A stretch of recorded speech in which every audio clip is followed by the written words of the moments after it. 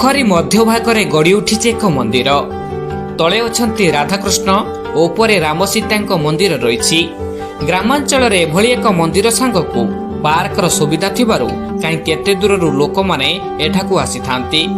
2022 मसीहारू प्रतिष्ठा होइथिला बेले पंचायत ग्रामवासी सहयोग मुख्य उद्योक्ता बसंत कुमार महांती एभली मंदिर होई पारिछि।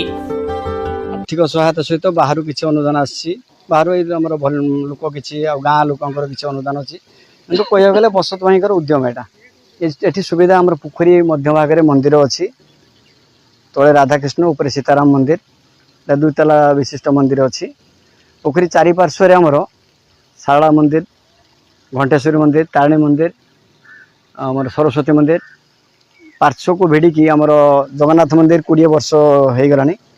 ता भीतर दुर्गा मंदिर अच्छी गणेश मंदिर अच्छी माँ काली अच्छा हनुमान जी अच्छा शनिदेव अच्छा आउटार आमर गोटे चिल्ड्रेन्स पार्क आम ना आम पार्क टी कर पिलांकर खेलना पकाई पिलांकर आमुद मुद करने सब छोट पिला खेलना पकाई झोलन अच्छी पार्क रे बसिया सब बेंच पकाई वाटर फाउंटेन कर गोटे सुंदर शिव मूर्ति कर जटारू पानी बाहर संध्या बेले बहुत ओडिशार प्राय विभिन्न प्रांगण लोक आसुच्चंती बुलाबुली करने दुईटी पकाई बोटिंग व्यवस्था कर पूजा अर्चना भी कर संध्यार आरती हुए। ओडिशार विभिन्न कोण अनुकोण पाखापाखि पाख गाँ प्लस बाहर लोक भी आसुच्चंती। ए स्थानटी हेउची बालेश्वर जिला रेमुणा ब्लॉक श्रीजंग पंचायत अंतर्गत मोहम्मदाबाद ग्राम रे। एठी मंदिर सांगकू एक सुंदर पार्क टे करा जायछि जेउठारे पिलांको पाई विभिन्न प्रकार खेलना वाटरफॉल बोटिंग सुविधा बसिबा पाई बेंच एवं शिवंकर मूर्ति टे करा जायछि।